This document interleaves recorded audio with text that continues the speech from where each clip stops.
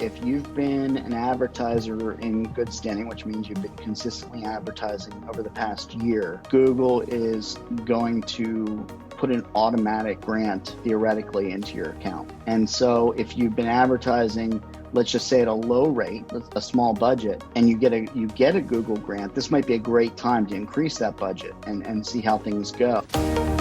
You're listening to the Legal Mastermind Podcast with your hosts Ryan Klein and Chase Williams, the go-to podcast for learning from the experts in the legal community about effective ways to grow and manage your law firm. Today on the Legal Mastermind Podcast, we have Joe Ortega and Cisco Adler, partners at Digital Rain. Digital Rain focuses on creating compelling ad campaigns for law firms. And today we're going to talk about a ton of key takeaways that you should be focusing on in your AdWords campaigns, and also a really exciting grant that Google is going to be issuing to their advertising partners. Tell us a little bit about your agency. So we are a pay-per-click company for law firms. We specialize both in pay-per-click and in working with law firms in pay-per-click. And, we've learned a lot over the years. I've been working with law firms for probably the past 10, 12 years, specifically with PPC. And there have been a lot of changes. And a few years ago, one of my clients came to me and said, "Hey, I'd like to invest in your company and become a partner." And so I'm like, "Well, fantastic. Who doesn't want to hear that?" And so we started Digital Rain. And soon after that, we brought Joe on as our director of business development. And so the three of us are the three partners, and we work with, I'd say, probably about 40 law firms across the country, and incredible results with most of them. And that's our forte. And that's really important because there's so many changes with Google, with ad extensions, with working with your Google partner, with getting in on the new beta programs that they have. There's a lot you can miss out on if you're not in it like 100%. Absolutely. Even in the past few days, Google has changed call-only ads to call ads that allow you still to click to the website. And that's something completely new that happened literally in the last 2 or 3 days. So Google just makes changes. They do different testing, and they don't tell you when they're going to do it. They just do it. And so you really need a PPC partner who's watching that and is focused completely on that. Ryan, is it companies is it near San Francisco? We see like some, we're doing testing. We see some crazy stuff happening sometimes. Yeah. We noticed that they try to kind of start inserting beta programs in certain geographies and for certain practice areas without really saying anything. So we had a client that's like, "Can I do this for my law firm?" And it was like immigration in DC. And there was all of a sudden these crazy ads I've never seen at the top that weren't ads. They were like pictures with reviews embedded, just completely new presentation of ads. And I said, we can't do this just yet, but it looks like they're testing it. That just, I guess, goes to show how much testing they do without even saying it. Yeah, absolutely. Even in the Google console, when we're actually working within the console, it'll say changes have been made, reload.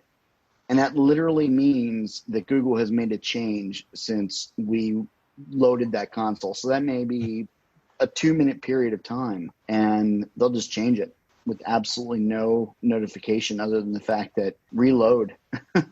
I think one of the biggest questions that a lot of our listeners will have that, would like an answer to, and I'm sure you guys are the experts to answer this question, and this is the pushback that I've gotten, what I've heard from other lawyers is, "Hey, I've tried pay-per-click in the past. I don't want to spend $100 per click to get leads." How do you guys address that? That's a very fair question, and it is expensive. This is an expensive market, and there are certain players who are willing to spend a lot of money. The best way to reduce that is lots and lots of negative keywords. That is one of the things that we are very big proponents of, is that you don't bid on competitors' names.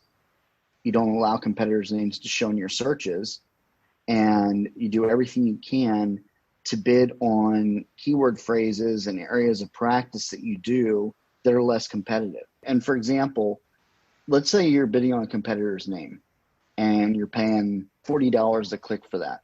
Odds are, and we've learned this by listening to thousands of intake calls, odds are that person is either sold on the firm already that they're calling, which 70% is kind of the metric, is 70% are already sold on the firm they're calling if they know who they are. So they're already sold on the firm, or even worse, they're calling because they're scheduling or they're requesting a different scheduling in their initial consultation. So they end up, it's a wrong number. And so one of the ways to reduce that waste is to make sure that you put in lots of negatives. And one of the interesting things is, let's say you're a law firm that doesn't have a partner. You're not Smith & Smith. We can put the ampersand in as a negative. And so you never show up for any law firms that are 2 or 3 or 4 partners using ampersands for their law firm. And that immediately reduces the cost. So there's a number of things that we do to reduce the cost per click. That's like a little industry secret there, you know? It is a little industry secret. Yeah, absolutely. You know, and it's something that if your current PPC company is not doing and your law firm doesn't have an ampersand in the title, put an ampersand as a negative, and that will immediately reduce the number of false clicks you're getting per day. I have a question for Joe, because we talked about this previously. And I was talking about kind of gauging, I guess, PPC budgets in certain geographies and certain practice areas. And I was using a tool. I was using Spyfu. And you're like, Spyfu, I don't know. We haven't really had too much success with that. I agree that I didn't think it was particularly accurate either. So I'm kind of wondering, if someone wants to kind of gauge how competitive their market is going to be, if they want to get into it, is there kind of a process that you have there or one you can recommend? Yeah, and that's a really good question, Ryan. And part of, we know Spyfu is really a guide more than anything. You know, people will get an idea of maybe what that number might be in their geographical area. But more importantly, we're extremely transparent. And if we don't know the answer to it, we're going to just say, this is what it kind of is based on Spyfu. But the real number and the real budget is going to be based on having the ability to either jump into your account or just have them start with us and show them what the true figure is. Because when you look at it, if there's a large firm, ABC law firm that is doing $100,000 and someone else is doing, 20,000, odds are things are going to be a little different.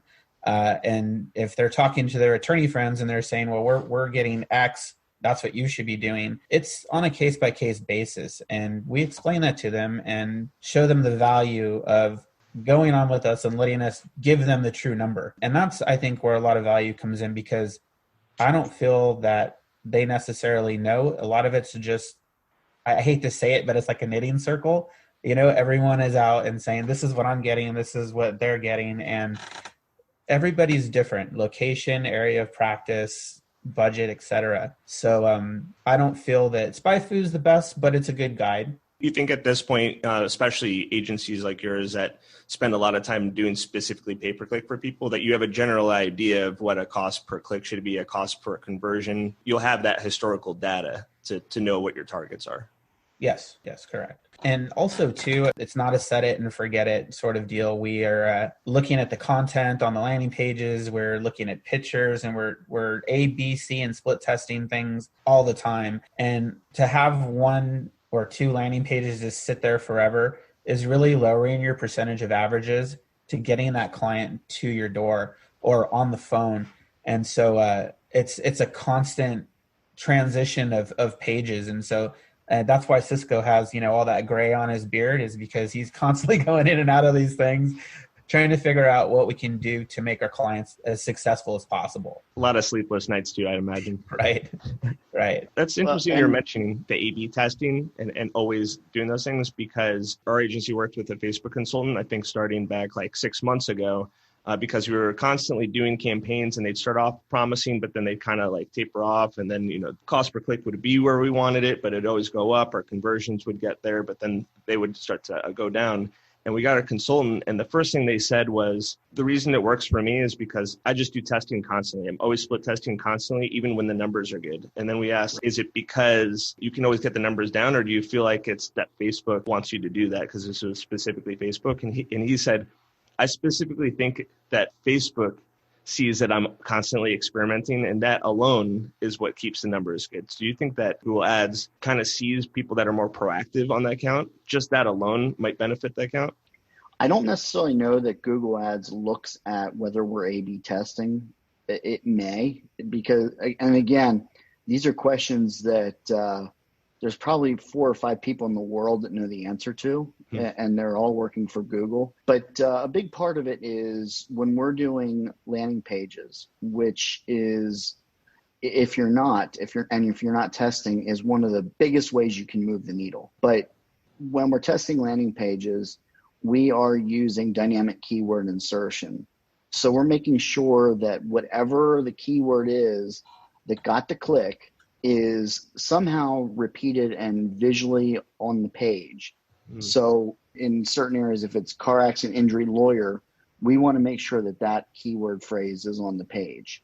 And so by using dynamic keyword insertion, we're able to do that, which means we're able to say, here's the default keyword phrase that shows up, but if somebody types in this, here's what we want it to show. So for example, if somebody searches for New York City personal injury lawyer, we'll have New York City as a dynamic keyword phrase. And then if we're in a different area, say Albany, and they search for Albany, New York personal injury lawyer, we'll make sure that the landing page says Albany, New York personal injury lawyer.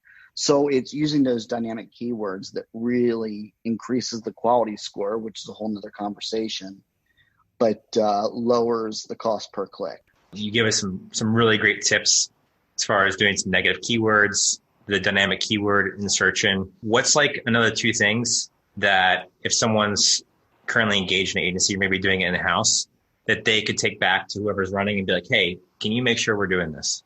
If I was going to make a recommendation, and I mentioned it earlier, it would be testing landing pages and making sure that the call to action on the landing pages is very clear, and also be mobile first, because 90% of your calls and visitors are going to be coming from mobile. So stop looking at how your ads and how your landing pages look on desktop. Stop focusing on that and look at them on your phone.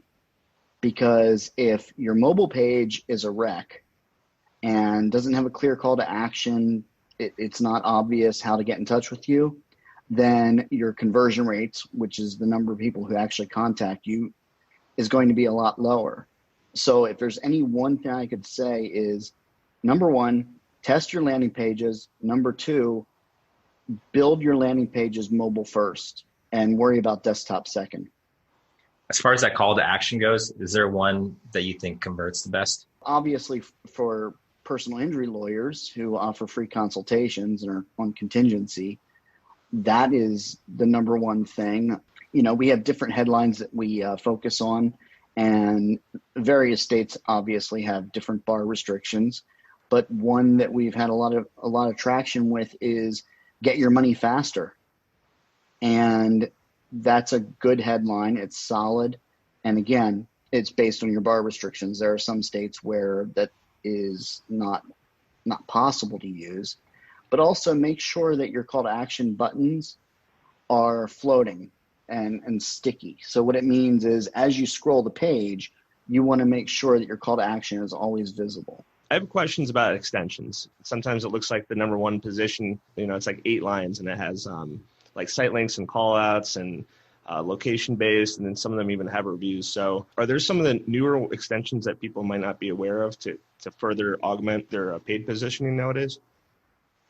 Well, we use a number of different extensions, but we've become less and less bullish about extensions, only because Google will allow, and this is something that we've kind of figured out over time, is it will allow you to charge, or it will charge you for 2 clicks, one on the headline and one on the extension.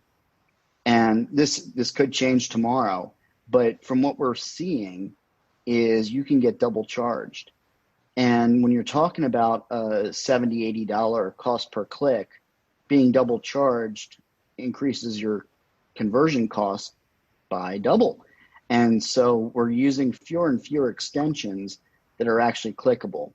But there are a number of extensions, and what extensions do is they do increase the size of your ad, especially on mobile.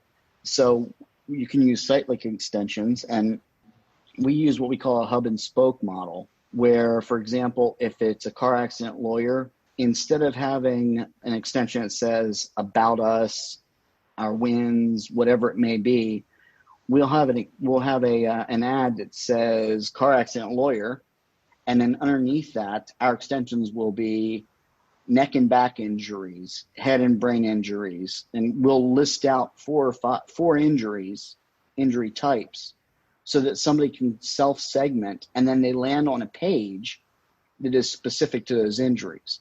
So it's a more effective way, and I can tell you that our conversion rates, when somebody self-selects a head and neck injury or a neck and brain or a neck and back injury, when they self-select that, the conversion rates, the number of calls are much higher, in the 60 and 70% range. That's legit. And they're probably the high ticket, for lack of a better term, cases that people are looking for. Right. Well, and it's clear too, you get fewer false clicks because, again, people will click just about anything.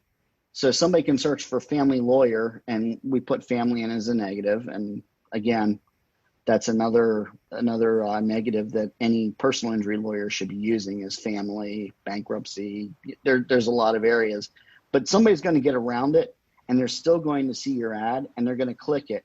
But the goal is, if you have as many extensions that are specific to injury, you are less likely to get a click because people see that they're all injury-related terms. Oh, that's really good.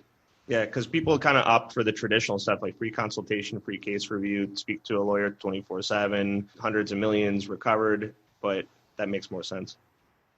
Right. Yeah. Get right down to what the person is looking for. And then you can tell them, if I have a neck and back injury because I was in an accident, give me that place to click that says neck and back injury. Then when I get there, tell me about your hundreds of millions of, wins and how many years your staff has and all the good stuff. But yeah, first meet me where I am. Do you have lawyers that fight you on their landing pages and you have to have the conversation about why theirs isn't going to convert? Every once in a while, I'll be honest, usually it's a bar issue. It's not the law firm itself. It's usually their bar they submit to and say, oh, well, that we can't do that. So, for example, in Indiana, we can't use, get your money faster, even though it works. In South Carolina, we can. So it's not usually the lawyers. They usually turn things over to us and trust us that we know what we're doing. And if they don't trust us, the first thing I'll say is, well, let's test it your way and let's test it our way and see which one wins. But usually it's bar restrictions that cause the issue. So how are you guys reporting on the effectiveness of the campaigns? Is it on a monthly basis or instant? Yeah, it's usually a monthly basis. We send out monthly reports, and then we also do calls every other week with most of our clients. Last night I sent an email to a client, and this is full transparency, told them how poorly their campaign was compared to last month. And we haven't made any dramatic changes, but the market has changed dramatically. And so instead of hiding and hoping that they won't notice that, hey, calls are down, costs are up, we sent an email that says, hey, last month you spent $2,000 and had 25 calls. This month you spent $4,000 and had 15 calls. And this is why, and here's the deal. And if you choose to stop advertising, we understand. But, we want to give that information. We want to be completely transparent and answer their questions and actually answer their questions before they ask them. Just to preface what you said, for future listeners, when they're listening in 2025, it's currently April 22nd, 2020. And we're in the middle of a pandemic right now. So that's why that happened. Oh, yeah, it's been brutal. It's been brutal as far as the number of calls have dropped significantly. And we get clients every few days sending an email saying, we don't know if we should advertise any longer, or, we're not sure that the return on investment is good anymore. And our answer is, well, that's a decision you have to make. Here's the numbers. Here's what we think is going to happen. And here's where your competitors are at, basically. They're advertising. So it's really up to you, but we're not going to try and convince somebody to do something that they're not comfortable with. As far as positioning, is there like a goal or a specific position you try to get people going on ads? Is it always be number one at the top? Is it maybe be 3 or 4 for different reasons? Maybe going all in for maps or local? Oh, that's a really good question. A lot of that depends on budget and competition. So if somebody has a smaller budget and let's say they're in a competitive space, which they're all competitive these days, but let's say they're in Chicago and they're in a competitive space and they have a fairly small budget, we'll work to put them, say, for example, in the 3rd position, knowing that they're going to get fewer calls, but they're going to pay a lot less than the person that's in the 1st position. Now, if somebody says, I want the maximum number of cases possible and I have a very large budget, then we're going to make sure that they're in number 1 or 2 position consistently. So it really is a budget/competition question. And it's a matter of how many cases do you want. And then for those firms that have that limited amount of budget, are you getting like very, very granular with the types of campaigns you're building out as far as like the long tail keyword searches? So something like injury at Wrigley Field or something very specific to a city? That's where there's a challenge. That's a good question. That's where there's a challenge. If there's not enough searches or enough types of searches, then Google won't even show the ad. It'll show low search volume and it won't show it. So if there's somebody who has a really small budget, we actually move the opposite direction in a lot of cases.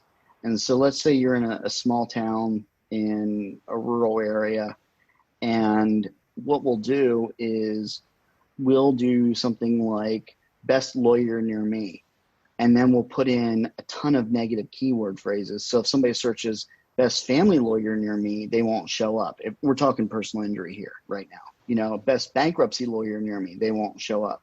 So what we want to do is we want to bid on those low cost, low competition keywords and use negatives to prevent the ads from showing, and then make sure that the ads are really, really clear on what type of lawyer we're talking about here. And so it's almost counterintuitive, and it's the opposite of what Google recommends, but it's something that over time we've learned works and has been very successful for a lot of law firms that we work with in those smaller, lower cost budget areas.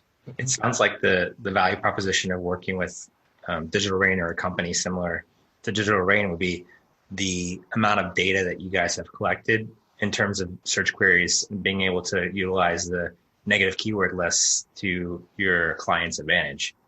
So every single time there's that negative keyword that you guys have been able to identify, that's money you're able to save the client directly. Oh, yeah. And I appreciate you saying that. We'll put in probably 10,000 negative keywords and 100 keywords. It's actually the negatives that matter the most in a lot of cases, because if people see your ad, they will click it and they will drain your budget. And so you won't have anything left over for those keywords you actually want to have them click on. To piggyback off what Chase was saying about limited budget, do you have people that come to you and say, well, Google's too expensive, can we go on Bing? Or you don't touch it? You're just like, forget it. We actually do have a few clients that say that. Generally, and nothing against Microsoft or Bing, and it is actually a good platform, but for law, we've not found a whole lot of success there. It's just not enough traffic in most cases. Maybe in a very large metropolitan area, it would work, but usually Google works a lot better than Bing does. Do we want to talk about what Google's proposing as far as the grant? I don't know how that might potentially affect some law firms that might want to now engage in Google Ads now that Google is, I guess, has committed or has said that they're going to do $340 million in grants for ads. So it's automatic. And so if you've been an advertiser in good standing, which means you've been consistently advertising over the past year, Google is going to put an automatic grant theoretically into your account. And so if you've been advertising, let's just say at a low rate, a small budget, and you get a Google grant, this might be a great time to increase that budget and see how things go. But it's definitely not something, it's a black box. They have not released any money yet. and they've not really said how they're going to do it, other than the fact that it'll just pop up in your account one day and you'll see there's a grant there. None of our clients have received one yet. And as far as I know, no one has received one yet, but it is something that we're looking for every day. And we have a few clients that we've informed about it that are asking periodically, have we gotten it yet? And the answer is not yet. Would there be some unique approaches or reasons why a law firm might want to get started with ads now, as opposed to maybe in a few months or later down the road? There's a number of reasons why now is a good time to start. Number one is there is less competition, and Google is an auction. So the fewer people you have bidding means your costs are going to drop per click. The other, and this is really important, and it's an infrastructure conversation, is there are a lot of firms right now that have people at home. They're virtual. If you have a really good intake process in your virtual environment, you can gain clients that other firms lose. So if I call the first law firm and I get a recording because you don't have a proper intake process to address remote workers, I'm going to call the next firm. And if I get a live person who's able to transfer me to a lawyer to answer my questions, I'm going to definitely have more trust in that firm and probably won't be calling others. So if you can have a really good intake system that works within a remote environment and you advertise in a lower cost environment, again, because the auction is less crowded, that's kind of a 1-2 punch to increase your case volume in a time when a lot of law firms are losing cases. Guys, we also do something called intake coaching, part of our service triangle with pay-per-click and landing pages as well. This is more directed to the smaller solo or medium type law firm that really they're in court or they don't have time to always pick up the phone. We're with their permission, listening to some of their calls, not all of them, but some. And for the folks that have a paralegal that maybe isn't versed on intake or maybe doesn't know the right questions to ask, an attorney just tells them, take a message and we'll get back to them. We'll give them feedback and say, for example, this client was actually looking for your services, but your paralegal missed a few questions. So as Cisco was saying, either they hung up and maybe went to called another law firm, which by the way, that percentage is 86%. If they're not getting the answer they're looking for, they're going to another law firm. As a secondary line of defense to make sure that law firm doesn't lose that client, we will send them an email with the call and say, please call these guys back. It sounds like X was missed and we want to make sure that you don't miss this lead. And that helps increase their percentage as far as qualified calls as well, because they can't always be available to listen to these calls or monitor their intake department to make sure that they're doing the right thing. So we offer that as a complimentary service to our campaign management. Some good added value there. Yeah, people, it's not the most inexpensive campaign. So, law firms don't realize that a couple missteps in the intake process can really deter a potentially great client. So that's a great point. I'd love it if every lawyer would tell everybody answering the phone, this is a $200 phone call. Treat it like that. There you go. So I stopped there at $2,000. Well, you're right when you talk about opportunity cost. It could be $1 million phone call, right? Sure. But the hard cost in itself is enough reason to treat every call as if it's gold. Appreciate the time spent on this. I think this has been a very, very interesting conversation about Google Ads, especially at a time like now. If anyone wants to learn more about what you guys do and want to get in touch and learn more about how you can help their law firm, what's the best way to get in contact? They can contact us at www.digitalrain.us or contact me directly, Joe Ortega, 805-708-1448. Thanks for listening to the Legal Mastermind podcast. If you're interested in working with Ryan and Chase, please email mastermind@marketmymarket.com. Make sure to join the free mastermind group for growing and managing your firm at lawfirmmastermind.com.